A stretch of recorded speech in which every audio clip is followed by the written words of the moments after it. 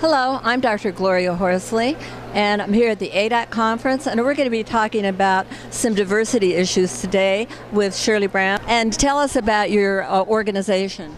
I'm with Congregational Health. It's a faith-based partnership through Baptist Health South Florida. We have 6 hospitals in the Miami, Broward area, and we do outreach to the community, not just community health education for disease prevention, but as well as we're concerned about the social, emotional, and physical well-being of people. And so we offer bereavement training through our Congregational Health program. I'm one of the coordinators. Oh, fantastic. Now, we want to talk a little bit today about the difference in the African American community as far as grief and loss. I know there's a lot of violence, gun violence, that kind of thing, and I know that you're involved particularly with sibling loss connected with that, right? Yes. Next week we're going to be having a training on children and adolescent grief, focused particularly for those who lose siblings through gun violence or suicide, as well as, losing parents, of course. But we're focusing the sibling bereavement mostly on gun violence because there's so much of it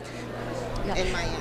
And I understand that one of the problems is that these kids who are around and who lose siblings are feeling like they might die too. I mean, they don't see a future. Is that right? Exactly. They live with this trauma. Well, first of all, they traumatize. Some of them witness. Like just before I came, there was a 10-year-old. He was just playing basketball and there was a drive-by shooting.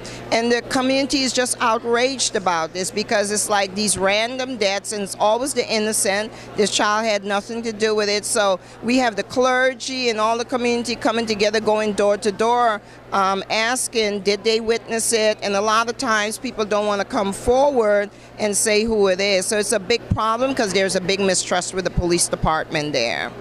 So what kind of support are the African American community? What are they needing?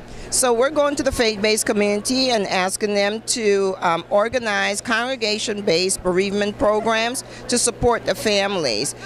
This support actually is being funded by the funeral homes who just got tired of all the families coming in and the body bags coming in and asked us to provide this training because they have a small staff and they don't have time to provide the aftercare for families after they leave doing business with them. So they asked us would we follow with them. So we're providing this training, including complicated grief training for some of our volunteers who see this as a calling to go and support the families after the aftermath of the violence. Fantastic. Now, how about getting the dads involved? Have you had any luck with that? Oh yes, we have fathers. They've stepped up. Most of our registrants are women, but we have had fathers that are very interested in following children. You really have to get rid of some of the despair for these parents, don't you, and make them feel like there's some kind of action that they can take? Yes, we do. Part of it is advocacy. I work with the state attorney's office as well. They're one of the collaborators on these trainings, and we show them to point them to the referral services where they can get victim services, crime victim services to help them down the road. And if I am an African American or non-African American and I want to help with this problem, what can I do? Well, the thing is getting educated. This is why we have the bereavement training. Sometimes mothers don't know what to do. I was speaking to a mother just yesterday. She says, I need pills to wake up in the morning, pills to go to sleep. Her son was violently taken from her and all of a sudden.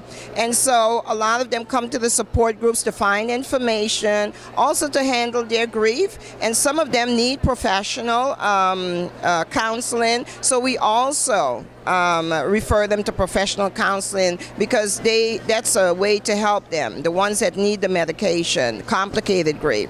And we also refer them to the bereavement support groups because those are healthier models and they're not alone and they're in a place where they can what we call normalize their griefs. They find out about the grief symptoms. So they get the education to help them along the way, to help them cope with the loss. And do you have a website? Yes. It's www.baptisthealth.net/CH. CH is for Congregational Health. All right. Well, thank you so much for the work you're doing, and thanks for being on this video today. Well, thank you for asking me, Dr. Gloria. Okay. And thanks for watching this video, and we want to remind you that if you lost hope, please lean on ours till you find your own, and God bless.